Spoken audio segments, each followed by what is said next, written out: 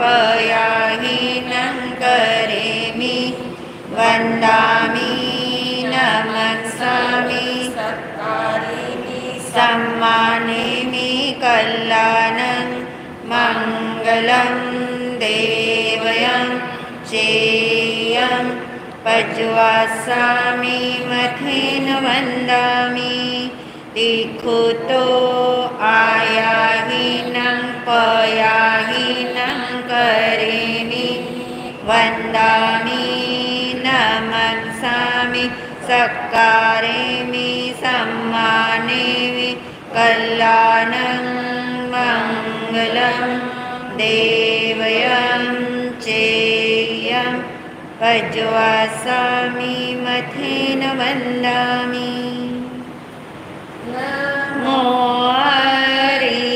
अरिहन्ताय नमो सिद्धाय नमो आयर्याय नमो उवज्राय नमो लोये सवसावनं एसो पञ्चनमोकारो सर्वपावपनाशनो मङ्गलानं च सर्वेसिं परमं हवै मङ्गलं मङ्गलानं च सर्वेसिं परमं हवै मङ्गलम्।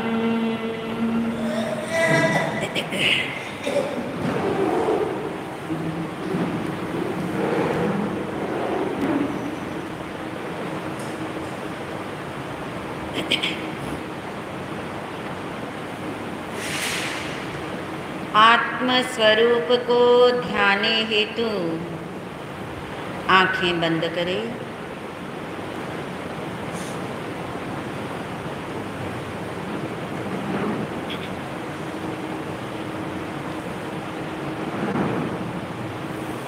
बहुत गहराई में अनुभव करें।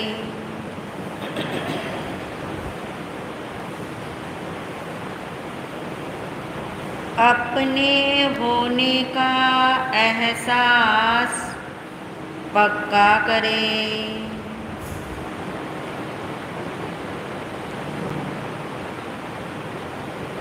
जागृति पूर्वक महसूस करें।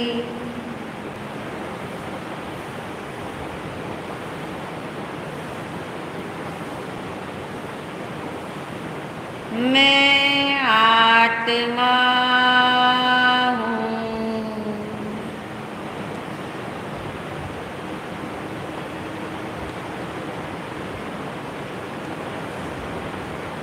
मैं आत्मा ही हूँ।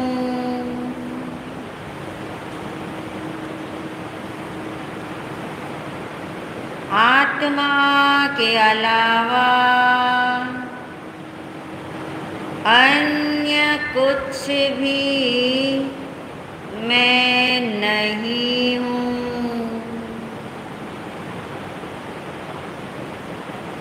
मैं शुद्ध आत्मा हूँ।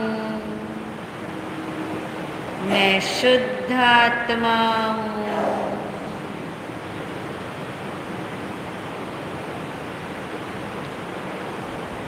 मैं आत्मा सदा ही सुख स्वरूपी हूँ।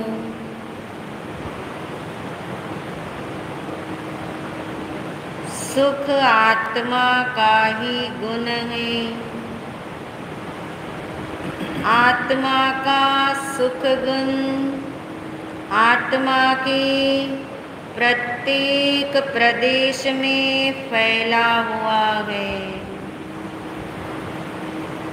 इसलिए जहाँ सुख गुण है वहीं आत्मा के अनंत गुण भी है। ऐसा मैं सुख स्वरूपी आत्मा अनंत गुणों का घन पिंड हूँ।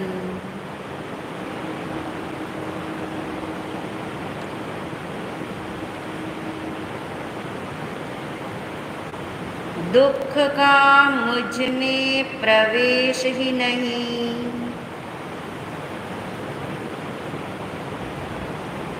क्योंकि सुख स्वरूप में कोई स्पेस ही नहीं।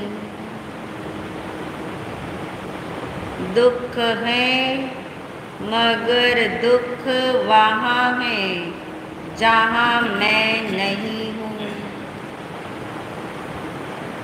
दुख तो कर्म का उदय है, इसलिए जहाँ कर्म है कर्म का उदय भी वही है। और मैं आत्मा जहाँ कर्म नहीं, कर्मोदय का प्रवेश नहीं।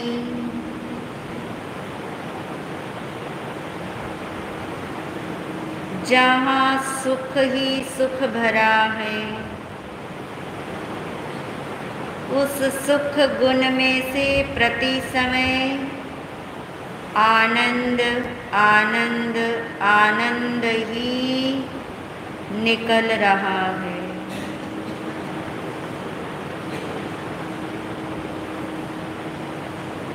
ऐसा अपना आत्मस्वरूप भासित करो। मैं आत्मा असंख्यात प्रदेशी हूँ। मेरे असंख्यात प्रदेश शरीर प्रमाण फैले हुए।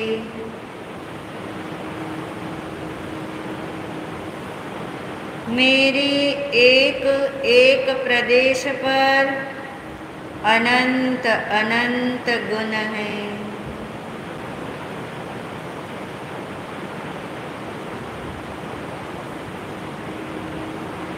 इसलिए मैं अनंत गुणमय वस्तु हूँ, सुख स्वरूप आत्मा हूँ, आनंद का धाम हूँ। दुख का मुझ में प्रवेश ही नहीं। ऐसा मैं अनंत सुख स्वरूपी हूँ। प्रत्येक प्रदेश से आनंद ही बरसता है। ये आनंद अकारण आनंद है, निरंतर निरंतर बहने वाला आनंद है। इस आनंद को कर्म की अपेक्षा नहीं, ऐसा ये निजानंद है, आत्मानंद है, नित्यानंद है, सहज सहज आनंद है।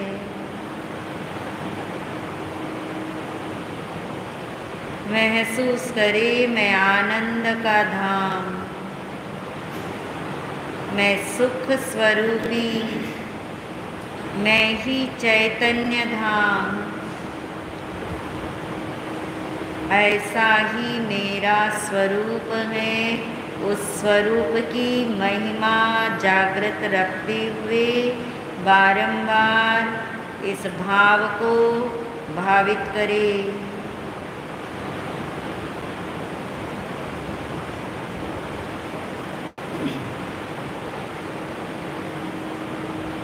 आनंद आनंद बरसानंद,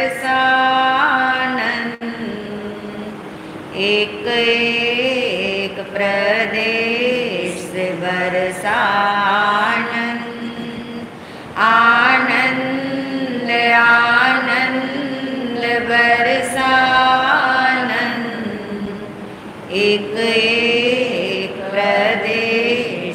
बरसानंद निजानंद है नित्यानंद एक एक प्रदेश से बरसानंद निजानंद है नित्यानंद एक एक प्रदेश से बरसानंद सहजानंद है चिदानंद एक एक प्रदेश से बरसानंद सहजानंद है चिदानंद एक एक प्रदेश से बरसानंद बरसानंद बरसानंद।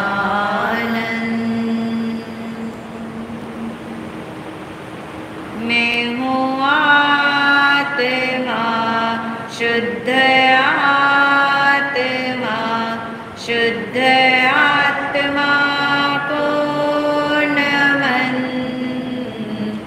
मैं हूँ आत्मा शुद्ध आत्मा शुद्ध आत्मा की शरण। गुरुवंदना गुरुवंदना गुरुवंदना बारंबार। गुरुवंदना गुरुवंदना गुरुवंदना बारंबार। प्रसन्नता के साथ आंखें खोल सकते हैं। परम श्रद्धेया परम उपकारी महाराज श्री के चरणों में अनंत वंदन नमन। सभी शुद्ध आत्माओं को अनंत वंदन नमन। को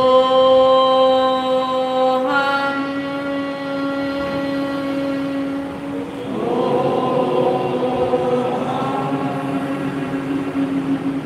सो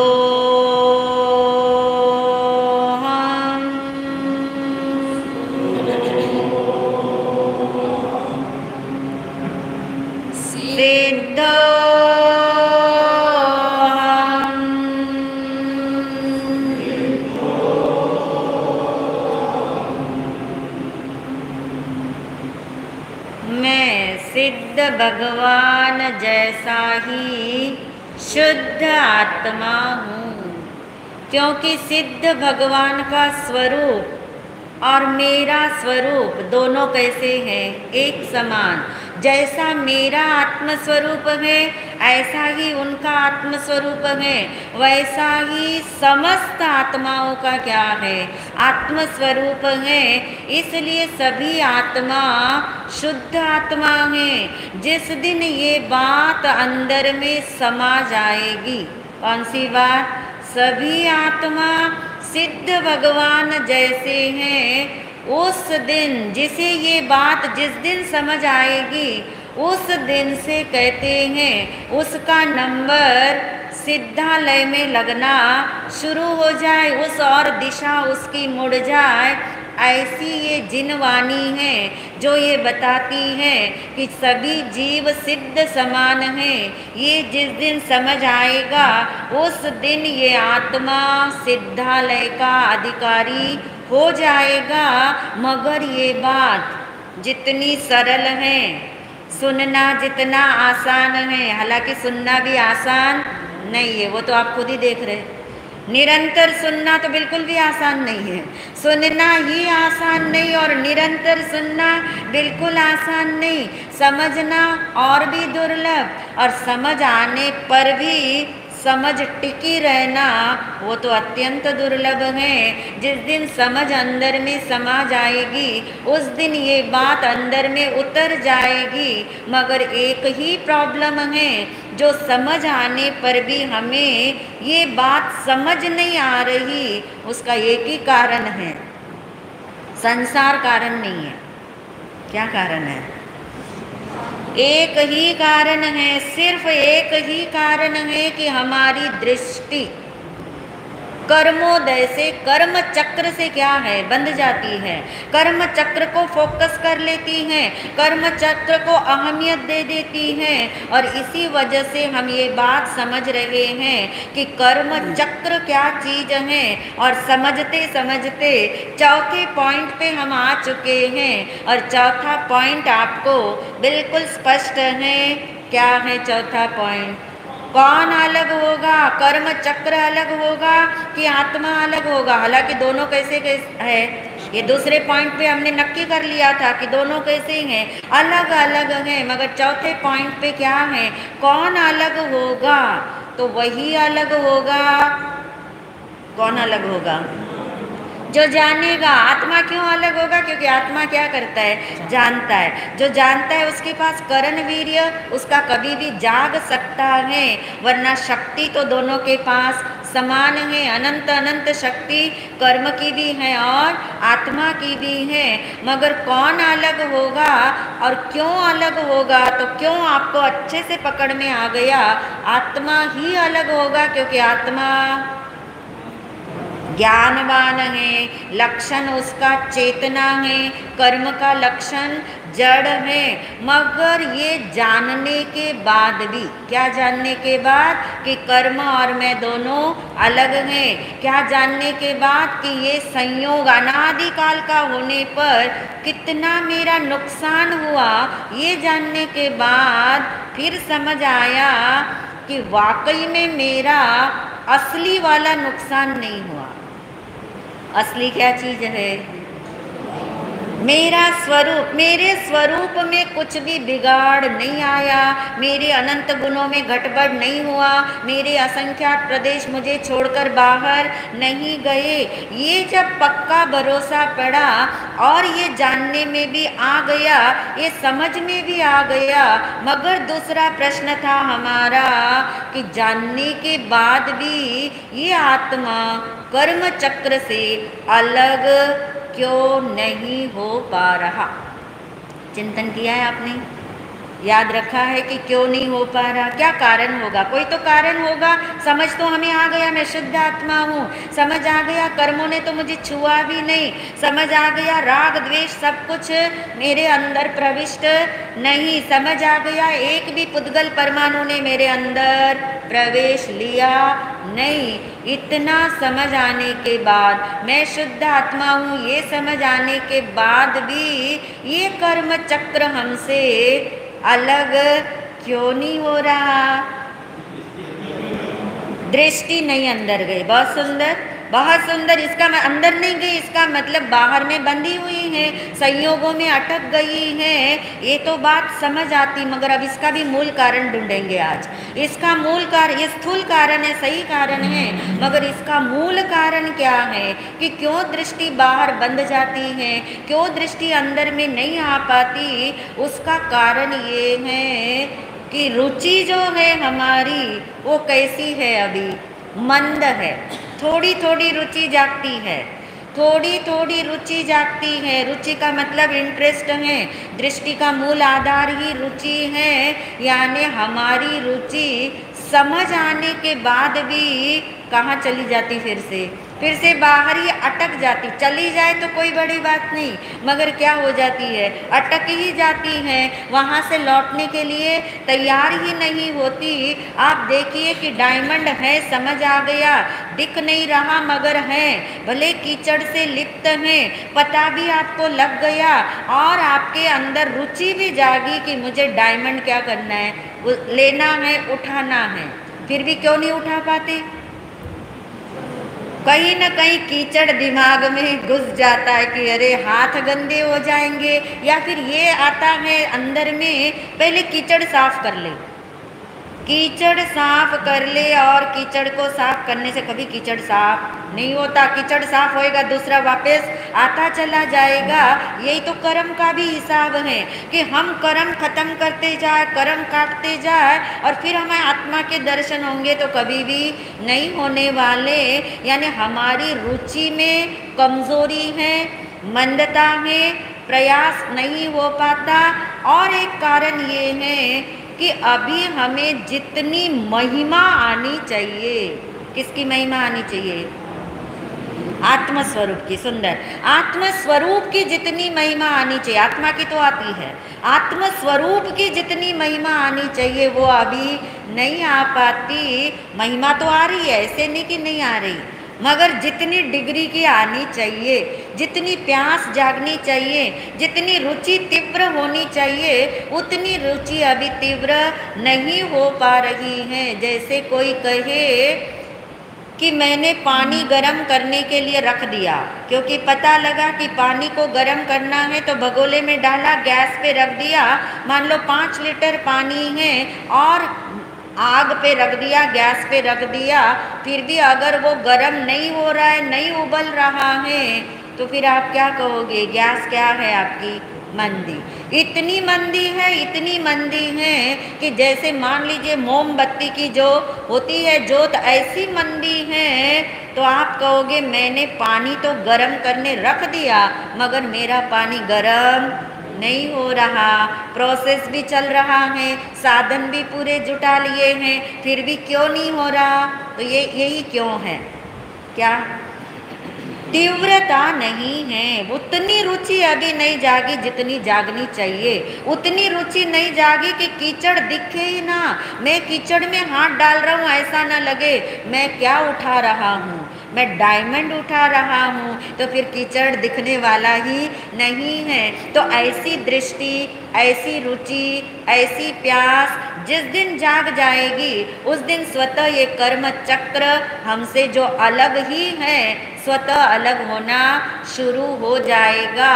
यानी कौन करेगा, क्यों करेगा, ये समझ आ गया। क्यों नहीं हो रहा? वो कमजोरी पकड़ में आई ना, कमजोरी पकड़ में। रुचि नहीं है। रुचि क्या है? मंद।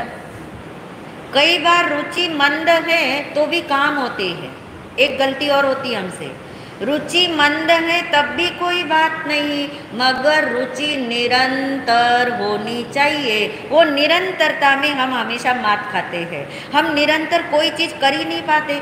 संसार की चीज़ मुझे नहीं पता आप निरंतर करते होंगे कि नहीं, मगर धर्म क्रिया हो या धर्म के कोई कार्य हो, आत्मा संबंधित कोई साधनाएं हैं, निरंतरता नहीं आ पाती। यदि मंद रुचि से भी निरंतर कार्य हो तो रिजल्ट आता है।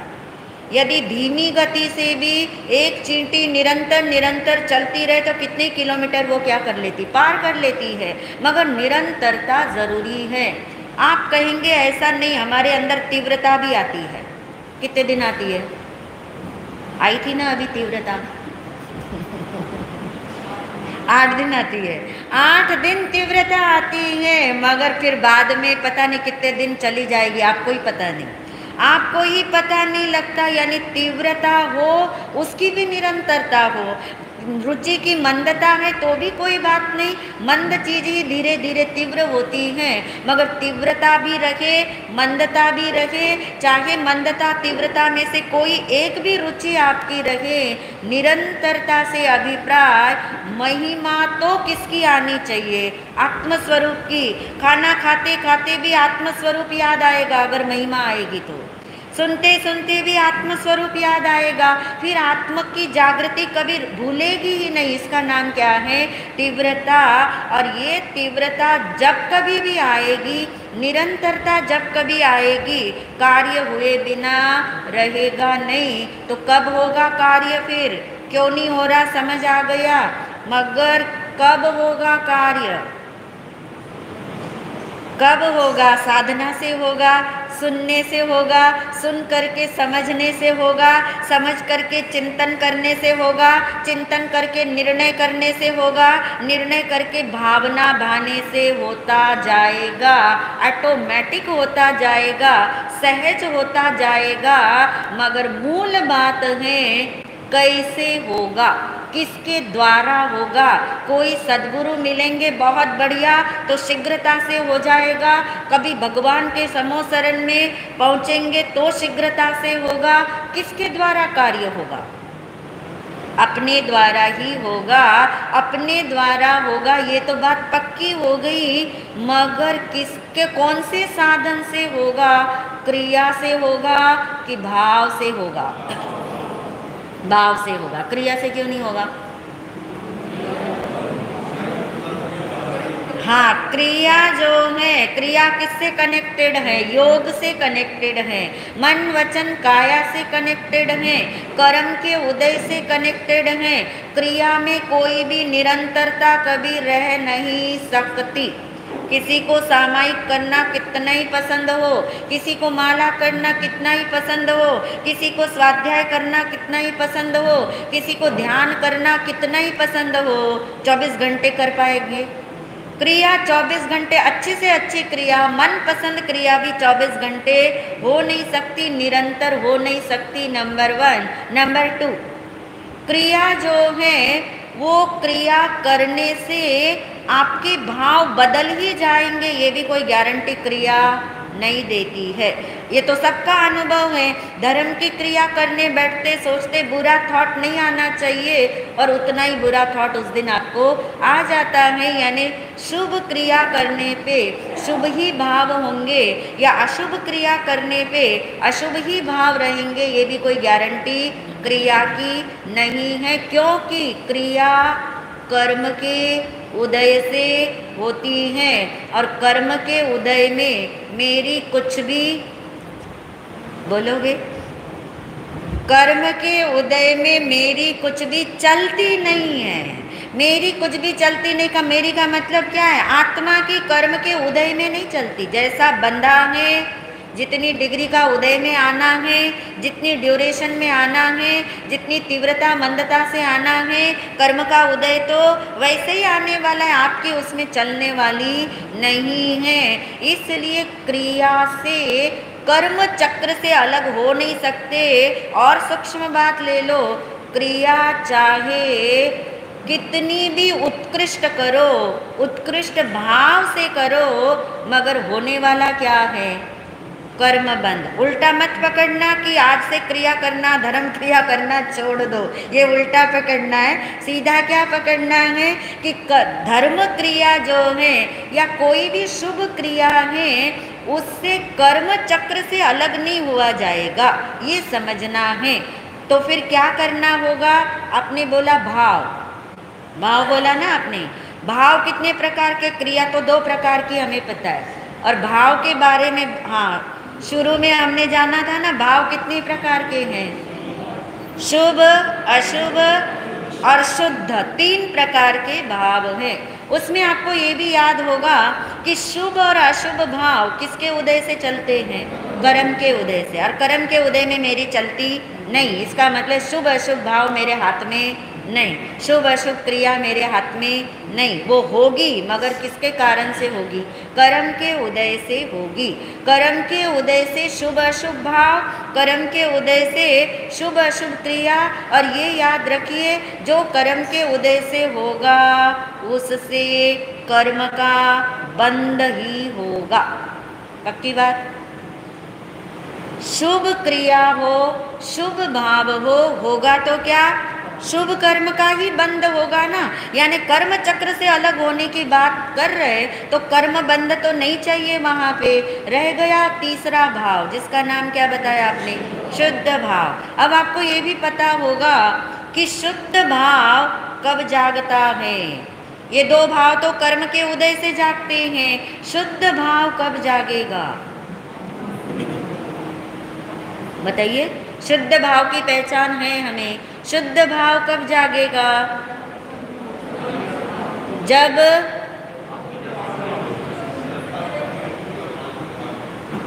हाँ, यानी शुद्ध भाव तब जागेगा। 2 बातें इसमें समझने जैसी है। शुद्ध भाव जब जागेगा तब कर्म का क्षय या उपशम होगा। एक उदय होता है ना, कर्म का उदय जो निरंतर चल रहा है, और एक है कर्म का दब जाना, उपशम हो जाना, या कर्म का क्षय हो जाना। तो जिस दिन कर्म का क्षय होगा या कर्म का उपशम होगा, किस दिन होगा? कर्म पे काम करने से नहीं होगा। कर्म को दबाने से कर्म नहीं दबेंगे। कर्म को खत्म करने की सोचने से कर्म खत्म नहीं होंगे। याद रखना पक्के से, अंधेरा वाला उदाहरण, अंधेरा भगाने से अंधेरा कभी भी नहीं भागेगा। होगा कर्म का क्षय, होगा कर्म का उपशम, मगर कर्म पे काम करने से नहीं होगा। कर्म पे काम करना यानी 4 बातें याद रखना, शुभ अशुभ भाव और शुभ अशुभ क्रिया। ये किसके उदय से चल रही है? कर्म के उदय। उस पे काम नहीं करना, वो जैसी है वैसी है, जब आनी है तब आनी है, जब होनी है तब होनी है, जैसी होनी है वैसी होनी है, जितनी देर टिकनी है उतनी ही देर टिकनी है, उसमें मेरा कुछ चलता नहीं है। अब रह गया शुद्ध भाव। वो शुद्ध भाव होगा कर्म और क्षय से या कर्म उपशम से, मगर सवाल ये है कि कर्म का क्षय या कर्म का उपशम कैसे होगा?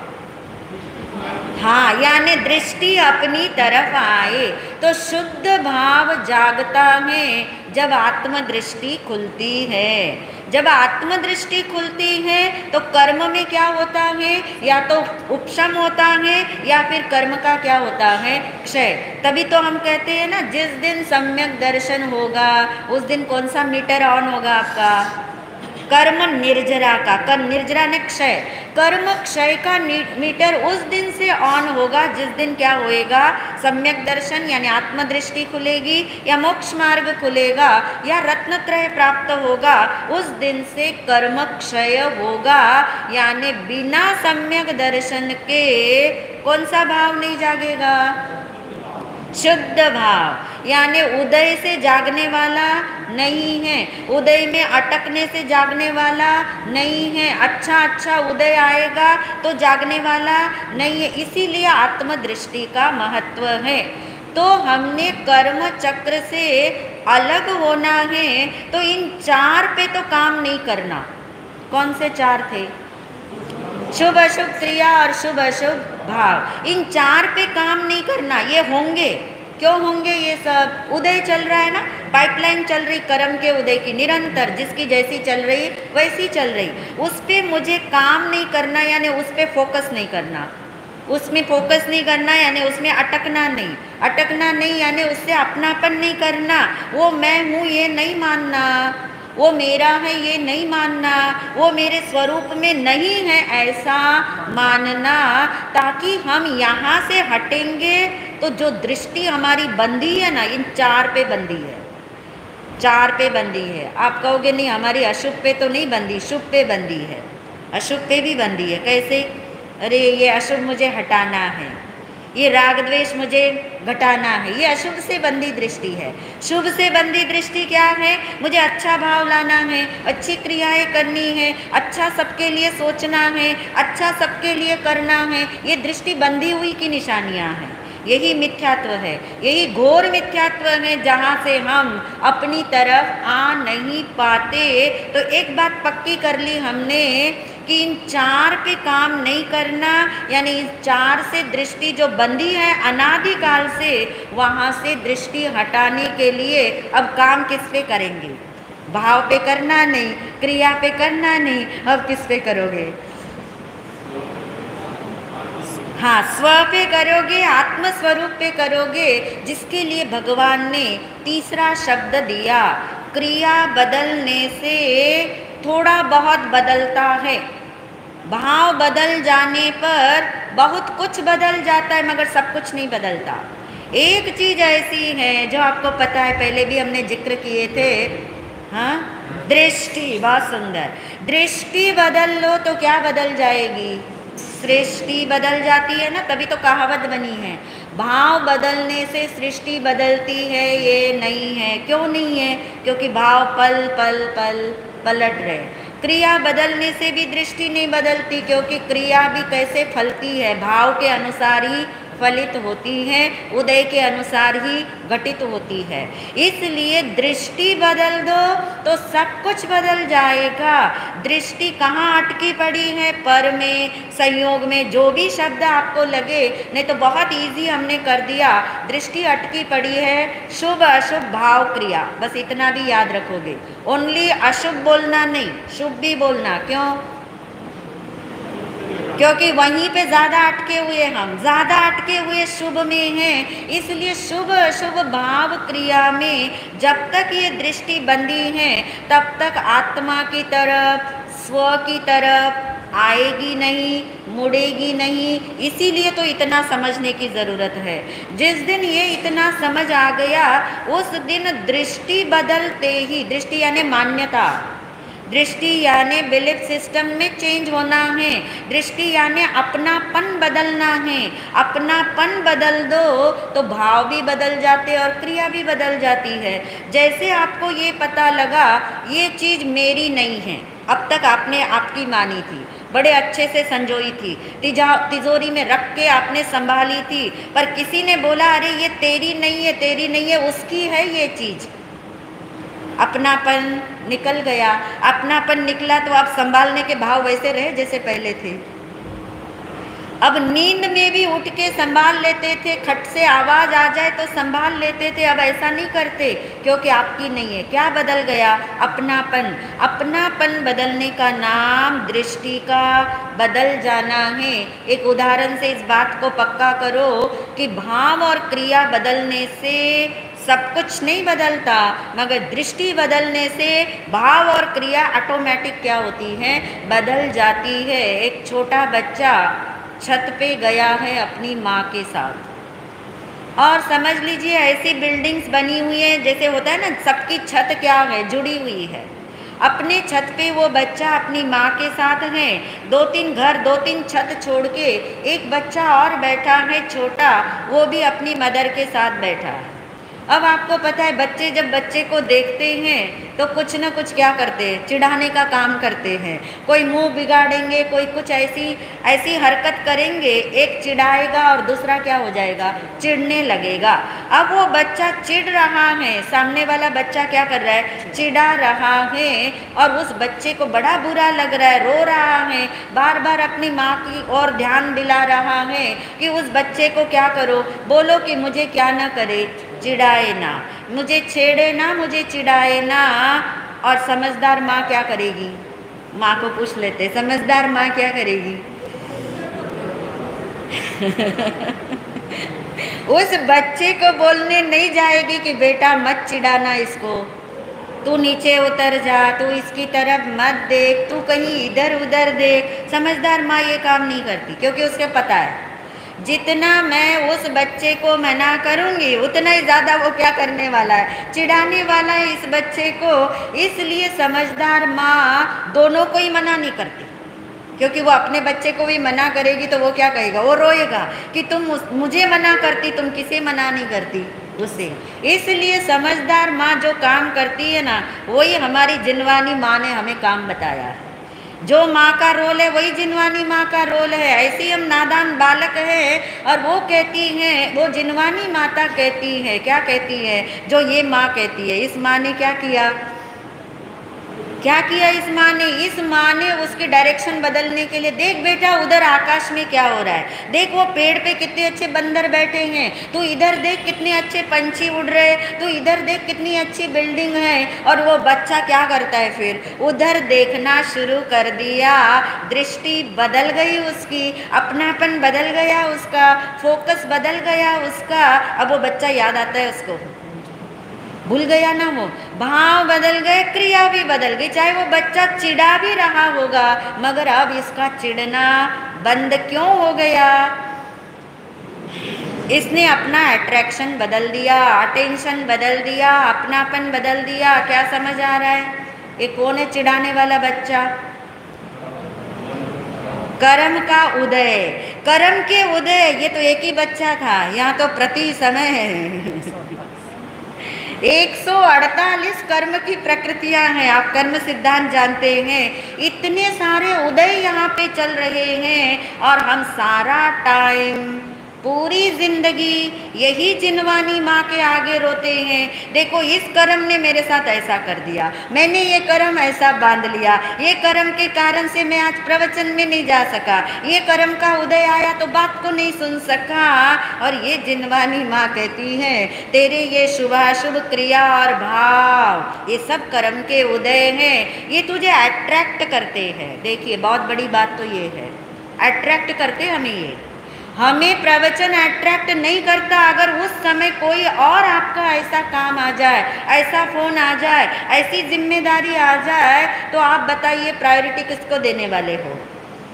भले आप यहाँ मुझे कुछ भी कहो, पर आप अपने अंदर में जानते हो, अंदर में आप पक्का जानते हो पहले आप कहाँ जाओगे, वो काम करोगे। बाद में चाहे 15 मिनट लेट भी हो जाए या आने में कोई हरकत है, बाद में तो महाराज जी का तो चल ही रहा होगा, थोड़ा ध्यान ही तो निकल गया हमारा, थोड़ा सा आत्मचिंतन ही तो निकल गया। अरे शुरू में तो महाराज जी ने वही दोहराना है, वो तो मुझे पता ही है, कोई बात नहीं, मैं कितने बजे जाऊं, मैं सब जानती हूँ आपके अंदर की बातें मैं थोड़ा लेट भी चला जाऊं तो चलेगा, यानी हमारा अट्रैक्शन कोई और खींच लेता है।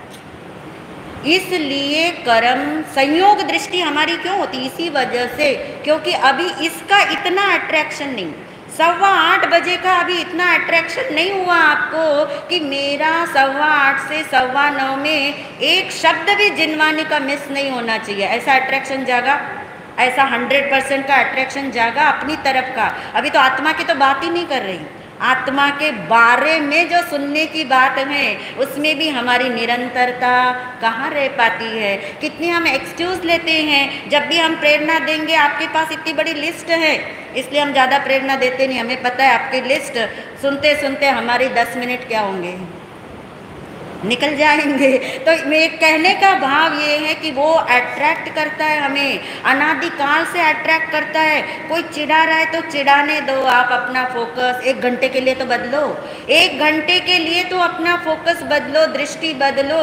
और ये दृष्टि हमारी क्यों दृश्य में अटक जाती हैं, कैसे अटक जाती हैं, और दृष्टि का परिवर्तन कैसे होता है, इसके लिए भगवान महावीर जी का एक पूरा की पूरा शास्त्र है, और उस शास्त्र का नाम है राजप्रश्नीय सूत्र। बोल के देखो, 32 आगम हमारे हैं, शायद ही किसी को 32 आगम के नाम भी याद हो।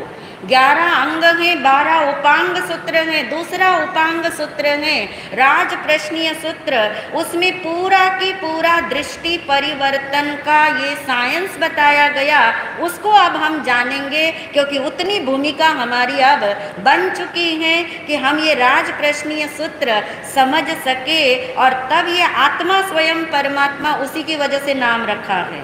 जिस दिन आत्मा स्वयं परमात्मा समझ आएगा, आत्मा है समझ आएगा, आत्मा हूँ समझ आएगा, और मैं ही परमात्मा हूँ ये समझ आएगा, उस दिन हम सबका कल्याण होगा। इन्हीं भावों के साथ ओम शांति।